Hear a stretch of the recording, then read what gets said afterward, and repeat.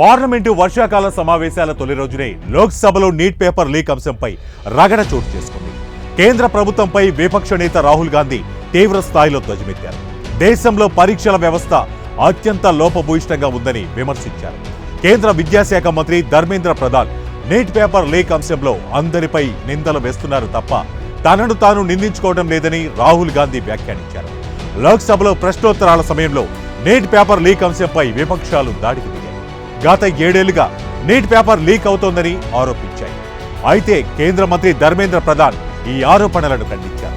Neat paper ఎప్పటి నుంచో leak అవుతోంది అనేందుకు ఆధారాలు లేవని స్పష్టం చేశారు. ఈ క్రమంలో లోక్సభ స్పీకర్ ఓం బిర్లా జోక్యం చేసుకుంటూ దేశంలో మెరుగైన పరీక్షల నిర్వహణ వ్యవస్థను రూపొందించేందుకు ఏం చేయాలనేది సభ్యులు చర్చిస్తే బాగుంటుందని సూచించారు.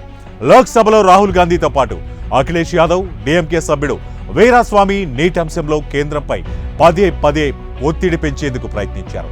దీనిపై కేంద్ర మంత్రి ధర్మేంద్ర ప్రధాన్ స్పందిస్తూ ఈ అంశంలో దాచిపెట్టేందుకు ఏమీ లేదని స్పష్టం చేశారు. నీటి వ్యవహారానికి సంబంధించిన అన్ని అంశాలను సుప్రీంకోర్టుకు తెలియజేశామని, ఇప్పటికే దీనిపై సిబిఐ విచారణకు ఆదేశించామని ఆయన చెప్పారు.